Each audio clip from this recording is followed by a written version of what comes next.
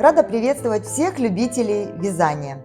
Сегодня хочу показать вам вот такое шахматное кружево, которое в исполнении очень простое. Здесь используются все технически простые элементы вязания, но посмотрите, как нежно и изысканно выглядит данный узор.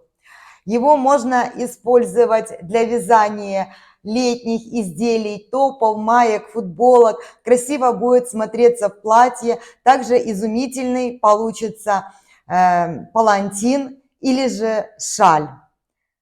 Он выглядит очень красиво, как при исполнении в шахматном порядке, например, как вот эта маечка.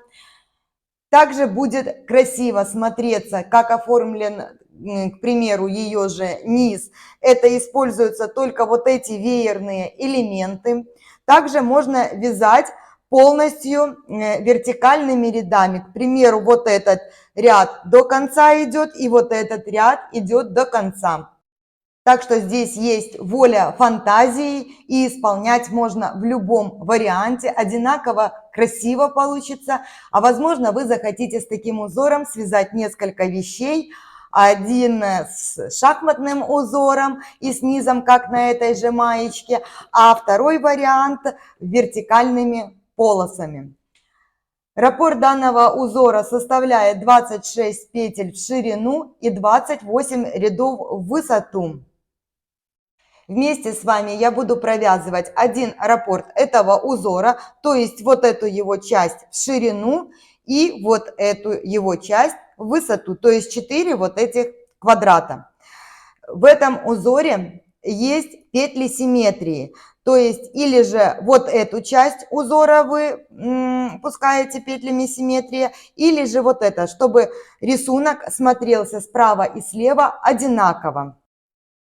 Но чтобы было легче воспринимать тем, кто вяжет на слух, я буду вязать четко раппорт узора. Единственное, что здесь у меня будут добавлены 2 кромочные петли. То есть вот здесь у меня на спицах, котик пришел немножечко, решил помочь, поэтому сдвинул камеру, сбил меня с мысли. Ну, давайте продолжать.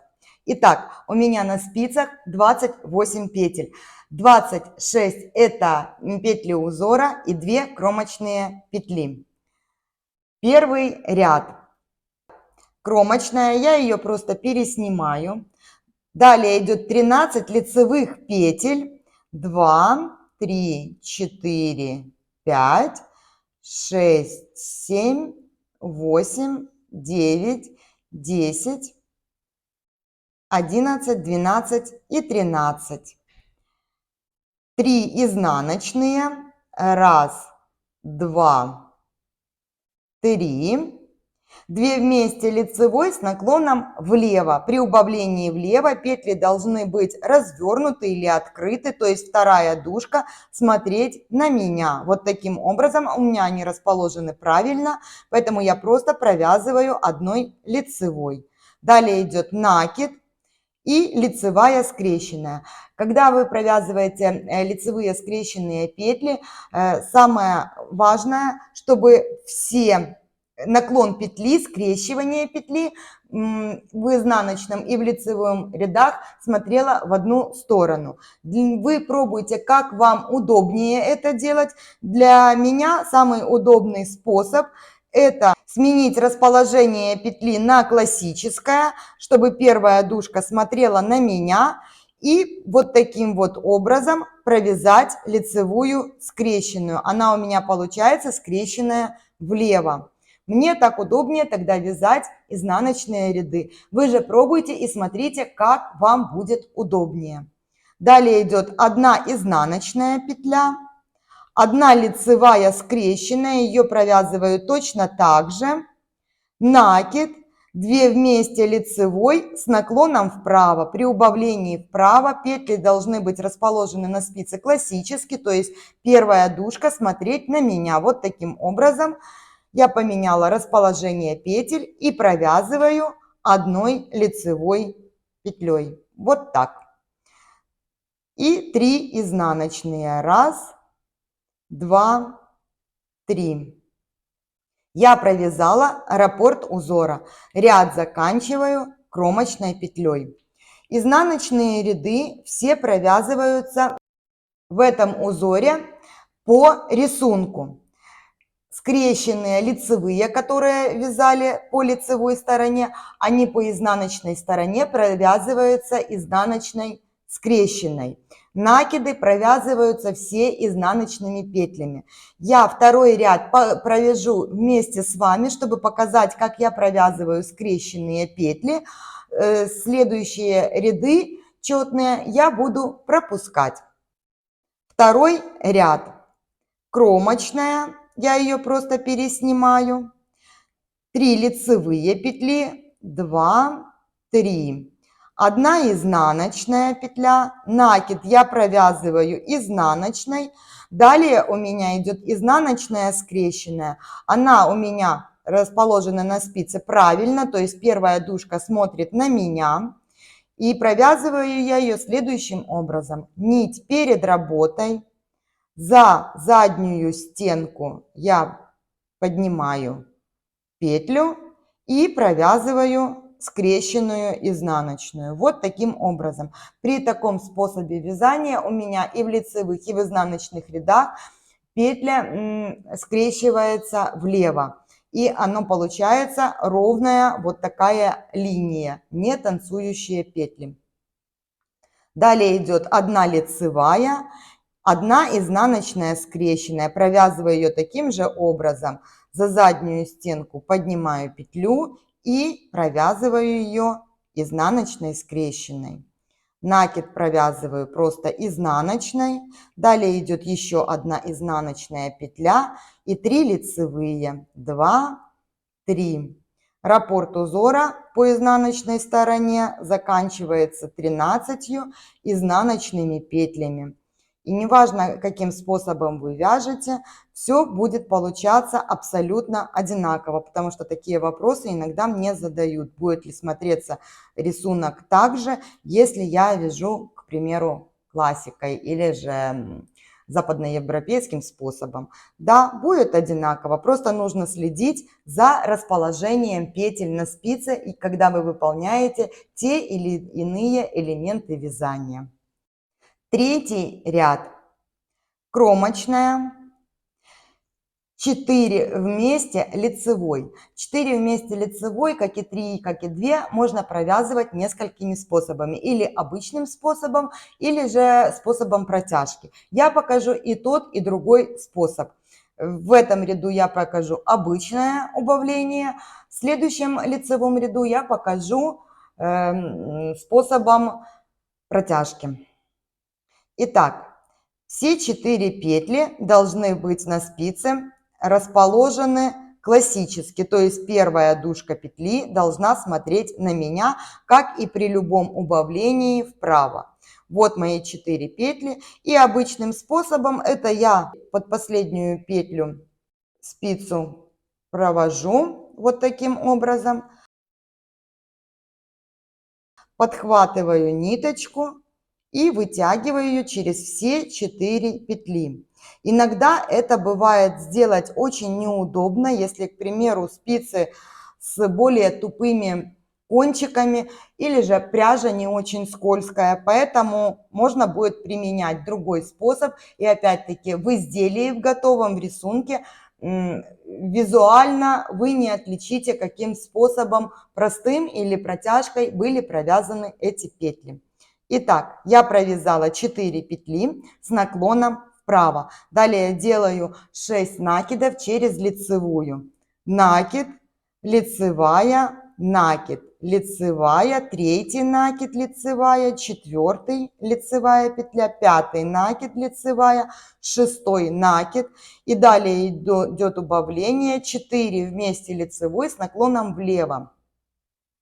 При убавлении влево петли должны быть открыты, то есть вторая дужка петли смотреть на меня. У меня петли расположены правильно. Если же вы вяжете классикой или по кругу, вам нужно поменять будет расположение петель. Итак, петли расположены правильно, и обычным способом я также продеваю спицу через все 4 петли и провязываю одну лицевую вот таким вот образом. Все, убавление выполнено. Далее идет 3 изнаночные петли, 3, 2 вместе лицевой с наклоном влево, накид, лицевая скрещенная, я меняю расположение на классическое и за заднюю стенку провязываю лицевую скрещенную. 1 изнаночная, лицевая скрещенная, накид, 2 вместе лицевой с наклоном вправо. При всех убавлениях нужно смотреть, следить за расположением петель. И 3 изнаночные петли. 3. Я провязала раппорт узора. Ряд заканчиваю кромочной петлей. Четные ряды я буду пропускать. Как провязывается изнаночная скрещенная, я показала во втором ряду. Все ряды вяжутся аналогично. 5 ряд. Кромочная, 13 лицевых петель, 3, 4, 5, 6, 7, 8, 9, 10, 11, 12, 13. 3 изнаночные, 1, 2, 3, 2 вместе лицевой с наклоном влево, накид, лицевая скрещенная, 1 изнаночная петля, лицевая скрещенная, накид, 2 вместе лицевой с наклоном вправо и 3 изнаночные петли.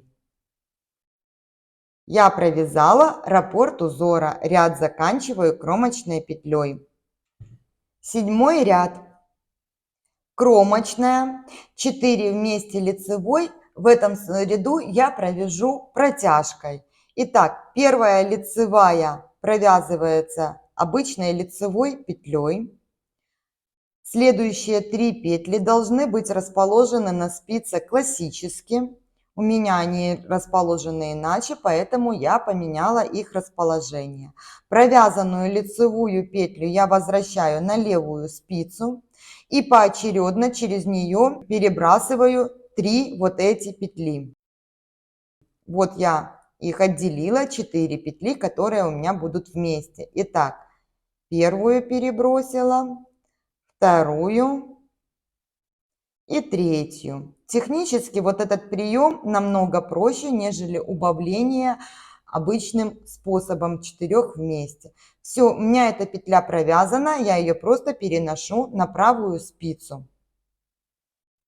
Дальше идет 6 накидов, 1 накид лицевая, 2 накид лицевая, 3 лицевая, 4 накид лицевая, 5 лицевая, 6 накид и 4 вместе лицевой с наклоном влево. Я также покажу его, как вязать методом протяжки. Первые петли должны быть открыты, то есть вторая дужка смотреть на меня. Первые 3 петли я просто переношу на правую спицу. 4 петлю я провязываю лицевой и через нее сбрасываю предыдущие 3 вот таким вот образом, чуть-чуть придерживая, чтобы петля, которая провязана, на которую нанизываем мы петли, не соскочила со спицы. Все, перебросила я все 4 петли. Провяжу пару рядов, покажу вам для сравнения, как в первом ряду смотрится, где обычным способом и где методом протяжки. Называется «Найди 2 отличия» или 3. Итак, дальше 3 изнаночные, 2 вместе лицевой с наклоном влево, накид, 1 лицевая скрещенная петля, 1 изнаночная, лицевая скрещенная, накид, 2 вместе лицевой с наклоном вправо, 3 изнаночные, 1, 2, 3. Все, я провязала раппорт узора. Вы вяжете то количество раппортов, которое нужно для вашего изделия, повторяя с 1 по 26 петлю. И заканчиваете поворотный ряд кромочной петлей. 9 ряд. кромочная, 13 лицевых петель, 3, 4, 5, 6, 7, 8, 9, 10, 11, 12 и 13. 3 изнаночные, третья, 2 вместе лицевой с наклоном влево, накид, 1 лицевая скрещенная, 1 изнаночная петля и еще 1 лицевая скрещенная. Далее накид, 2 вместе лицевой с наклоном вправо. Я провязываю обычным способом, но можно также провязывать убавление 2 вместе, тоже протяжкой. И 3 изнаночные петли. Я провязала раппорт узора. Кромочная завершает ряд. Вот видно, здесь выполнено обычным способом, это протяжкой. Видите, ничем они в общем изделии, в общем рисунке и не отличаются. Итак, 11 ряд. Кромочная, 4 вместе изнаночной. Я меняю расположение петель на классическое и провяжу сейчас обычным способом. Вот таким вот образом. У меня спицы позволяют это делать. Вы смотрите, как удобнее вам. Далее накид, лицевая, накид, лицевая, 3 накид, лицевая, 4 лицевая, 5 лицевая, 6 накид, 4 вместе лицевой с наклоном влево. Вот таким образом. Далее 3 изнаночные, 2 вместе лицевой с наклоном влево, накид, лицевая скрещенная, изнаночная, лицевая скрещенная, 2 вместе лицевой с наклоном вправо и 3 изнаночные петли. 2, 3. Я провязала раппорт узора. Ряд заканчиваю кромочной петлей. 13 ряд. Кромочная, я ее просто переснимаю. 13 лицевых петель, 4, 5, 6, 7, 8, 9, 10, 11, 12, 13. 3 изнаночные, 2 вместе лицевой с наклоном влево, накид, лицевая скрещенная, изнаночная, лицевая скрещенная, накид, 2 вместе лицевой с наклоном вправо и 3 изнаночные. 1, 2, 3. Я провязала раппорт узора. Ряд заканчиваю кромочной петлей. Вот какой вид имеет этот узор, когда я провязала половину раппорта. Вторая половина раппорта, начиная с 15 ряда, будет провязываться все тем же узором, только со смещением пол раппорта. Итак, давайте приступим. Кромочная, я ее просто переснимаю. 3 изнаночные. 1, 2, 3. 2 вместе лицевой с наклоном влево, накид, лицевая скрещенная, изнаночная, лицевая скрещенная, накид, 2 вместе лицевой с наклоном вправо, 3 изнаночные, 1, 2, 3 и 13 лицевых петель. 4, 5, 6, 7, 8, 9, 10. Смотрите, когда вы перевязываете изнаночную на лицевую, чтобы они у вас не получались скрещенные. Просто у всех способы вязания разные, и я не акцентирую внимание, как должна петля быть расположена, потому что сложится ошибочное мнение. Итак, я провязала раппорт узора. Ряд заканчиваю кромочной петлей. Изнаночные ряды провязываются точно так же, как провязывались в первой половине раппорта. 17 ряд, кромочная петля, 3 изнаночные, 2, 3, 2 вместе лицевой с наклоном влево, накид, лицевая скрещенная, 1 изнаночная, лицевая скрещенная, накид, 2 вместе лицевой с наклоном вправо, 3 изнаночные, 1, 2, 3, 4 вместе лицевой с наклоном вправо. Сейчас я провяжу протяжкой. Первую лицевую я провязываю, возвращаю ее на левую спицу. Следующие 3 петли у меня расположены на спице классически, то есть первая долька смотрит на меня, и начинаю их перебрасывать через уже провязанную петлю. Вот таким вот образом. Дальше она, так как провязана, я ее просто переношу на правую спицу, уже не провязывая. И делаю 6 накидов через лицевую. Накид, 1 лицевая, накид, 1 лицевая, 3 накид лицевая, 4 накид лицевая петля, 5 накид лицевая, 6 накид. И провязываю 4 вместе протяжкой. 3 перенесла на правую спицу, они у меня развернуты, то есть вторая дужка смотрит на меня, 4 петлю провязываю и через нее перебрасываю предыдущие 3 петли. Перебрасываю не все вместе, а поочередно. Во-первых, это проще, а во-вторых, они красиво ложатся в узоре тогда.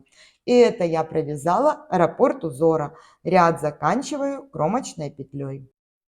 19 ряд, кромочная, 3 изнаночные, 1, 2, 3, 2 вместе лицевой с наклоном влево, накид, лицевая скрещенная, изнаночная, лицевая скрещенная, накид, 2 вместе лицевой с наклоном вправо,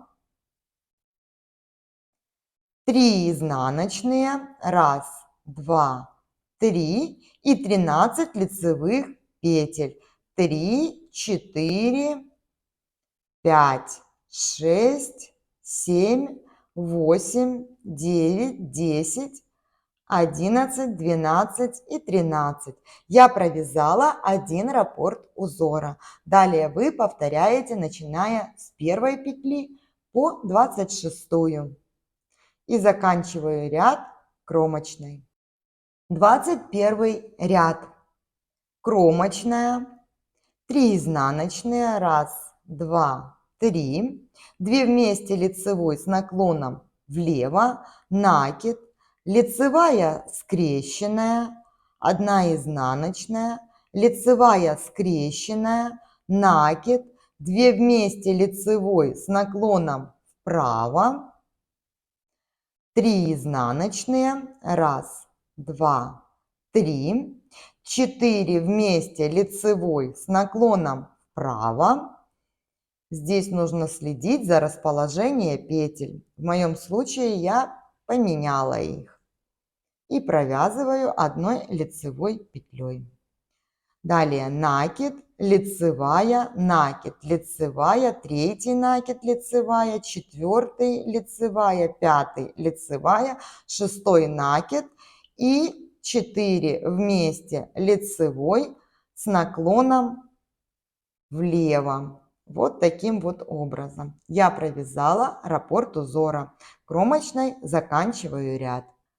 23 ряд, кромочная, 3 изнаночные, 2, 3, 2 вместе лицевой с наклоном влево, накид, лицевая скрещенная, изнаночная, лицевая скрещенная, накид, 2 вместе лицевой с наклоном вправо, 3 изнаночные, 1, 2, 3 и 13 лицевых петель.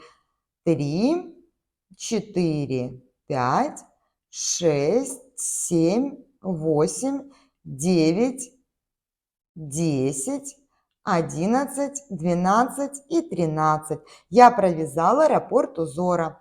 Кромочной заканчиваю вязать ряд. 25 ряд. Кромочная, 3 изнаночные, 1, 2, 3, 2 вместе лицевой с наклоном влево, накид, лицевая скрещенная, изнаночная, лицевая скрещенная, накид, 2 вместе лицевой с наклоном вправо, 3 изнаночные, 4 вместе лицевой с наклоном вправо. Я провяжу протяжкой. 1 лицевая провязала, и через нее буду перебрасывать 3 оставшиеся петли. Вот таким вот образом. Так эстетичнее будет выглядеть как минимум. Далее накид, лицевая, накид, лицевая, накид, лицевая, накид, лицевая, накид, лицевая и 6 накид. Далее 4 вместе лицевой с наклоном влево. Последнюю петлю я провязываю, через нее перебрасываю первые 3 поочередно. Вот таким вот образом. Это я закончила вязать раппорт узора. Ряд заканчиваю кромочной петлей. 27 последний лицевой ряд этого узора. Кромочная, 3 изнаночные, 1, 2, 3, 2 вместе лицевой с наклоном влево, накид, лицевая скрещенная, изнаночная, лицевая скрещенная, накид, 2 вместе лицевой с наклоном вправо, 3 изнаночные петли и 13 лицевых петель. 3, 4, 5, 6, 7, 8, 9, 10, 11, 12 и 13. Я провязала раппорт узора. Кромочной заканчиваю вязать ряд. Далее 28 ряд вяжется как обычно и повторяется с 1 по 28 ряд. А сейчас я вам покажу, как выглядит этот рисунок из более толстой пряжи, который вот образец, один раппорт я вязала вместе с вами. Вот здесь у меня пряжа практически в 2 раза толще, чем вот это.